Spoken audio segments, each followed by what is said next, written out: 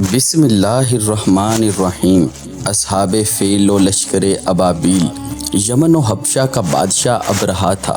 اس نے شہر سنا میں ایک گرجا گھر بنایا تھا اور اس کی خواہش تھی کہ حج کرنے والے بجائے مکہ مکرمہ کے سنا میں آئیں اور اسی گرجا گھر کا طواف کریں اور یہی حج کا میلہ ہوا کرے۔ عرب خصوصاً قریشیوں کو یہ بات بہت زیادہ شاہ گزری۔ چنانچہ قریش قبیلہ کے بنو کنانہ کے ایک شخص نے آپے سے باہر ہو کر سنا کا سفر کیا اور ابرہہ کے گرجا گھر میں داخل ہو کر پیشاب و پاخانہ کر دیا اور اس کی در و دیوار کو نجاست سے آلودہ کر ڈالا۔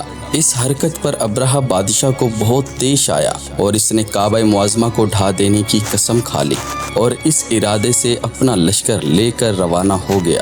اس لشکر میں بہت سے ہاتھی تھے اور ان کا پیش رو ایک بہت بڑا کوہ پیکر ہاتھی تھا جس کا نام محمود تھا۔ ابرہہ نے اپنی فوج لے کر مکہ مکرمہ پر چڑھائی کر دی اور اہل مکہ کے سب جانوروں کو اپنے قبضے میں لے لیا، جس میں عبد المطلب کے اونٹ بھی تھے۔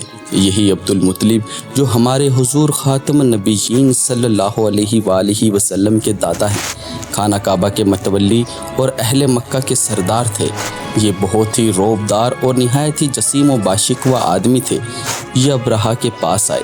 ابرہہ نے ان کی بہت تعظیم کی اور آنے کا مقصد پوچھا تو آپ نے فرمایا کہ تم میرے اونٹوں کو مجھے واپس دے دو۔ یہ سن کر ابرہہ نے کہا کہ مجھے بڑا تعجب ہو رہا ہے کہ میں تو تمہارے کعبے کو اٹھانے کے لیے فوج لے کر آیا ہوں جو تمہارا اور تمہارے باپ دادا کا ایک بہت مقدس و محترم مقام ہے۔ آپ نے اس کے بارے میں کچھ بھی مجھ سے نہیں کہا، صرف اپنے اونٹوں کا مطالبہ کر رہے ہیں۔ حضرت عبد المطلب نے فرمایا کہ میں اپنے اونٹوں ہی کا مالک ہوں، اس لیے اونٹوں کے لیے کہہ رہا ہوں، اور کعبے کا جو مالک ہے وہ خود اس کی حفاظت فرمائے گا، مجھے اس کی کوئی فکر نہیں۔ ابرہہ نے آپ کے اونٹوں کو واپس کر دیا۔ پھر آپ نے قریش سے فرمایا کہ تم لوگ پہاڑوں کی گھاٹیوں اور چوٹیوں پر پناہ گزین ہو جاؤ۔ چنانچہ قریش نے آپ کے مشورے پر عمل کیا۔ اس کے بعد حضرت عبد المطلب نے کعبے کا دروازہ پکڑ کر بارگاہ الہی میں کعبہ کی حفاظت کے لیے خوب رو رو کر دعا مانگی اور دعا سے فارغ ہو کر آپ بھی اپنی قوم کے ساتھ پہاڑ کی چوٹی پر چڑھ گئے۔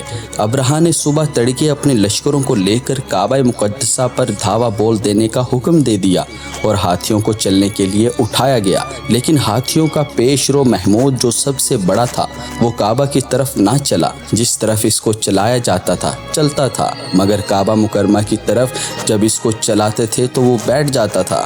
اتنے میں اللہ تعالیٰ نے سمندر کی جانب سے پرندوں کا لشکر بھیج دیا اور ہر پرندے کے پاس 3 کنکریاں تھیں، 2 پنجوں میں اور 1 چونچ میں۔ ابابیلوں کے اس لشکر نے ابرہہ کی فوجوں پر اس زور کی سنگ باری کی کہ ابرہہ کی فوج بدحواس ہو کر بھاگنے لگی، مگر کنکریاں کو چھوٹی چھوٹی تھیں، لیکن وہ قہر الہی کے پتھر تھے کہ پرندے جب ان کنکریوں کو گراتے تو وہ سنگریزے فیل سواروں کے خود کو توڑ کر سر سے نکل کر جسم کو چیر کر ہاتھی کے بدن کو چھیدتے ہوئے زمین پر گرتے تھے۔ ہر کنکری پر اس شخص کا نام لکھا تھا جو اس کنکری سے ہلاک کیا گیا۔ اس طرح ابرہہ کا پورا لشکر ہلاک و برباد ہو گیا اور کعبہ معظمہ محفوظ رہ گیا۔ یہ واقعہ جس سال وقوع پذیر ہوا، اس سال کو اہل عرب عام الفیل ہاتھی والا سال کہنے لگے، اور اس واقعے سے 50 روز کے بعد حضور سید عالم صلی اللہ علیہ وآلہ وسلم کی ولادت ہوئی۔ اس واقعے کو اللہ تعالیٰ نے قرآن مجید میں بیان فرماتے ہوئے ایک سورت نازل فرمائی جس کا نام ہی سورہ فیل ہے۔ درس ہدایت، اس سے معلوم ہوا کہ قرآن مجید کی طرح کعبہ معظمہ کی حفاظت کا ذمہ بھی خداوند قدوس نے اپنے ذمہ کرم پر لے رکھا ہے کہ کوئی طاغوتی طاقت نہ قرآن مجید کو فنا کر سکتی ہے، نہ کعبہ کو صفحہ ہستی سے مٹا سکتی ہے، کیونکہ خداوند کریم ان دونوں کا محافظ و نگہبان ہے۔ واللہ تعالی عالم۔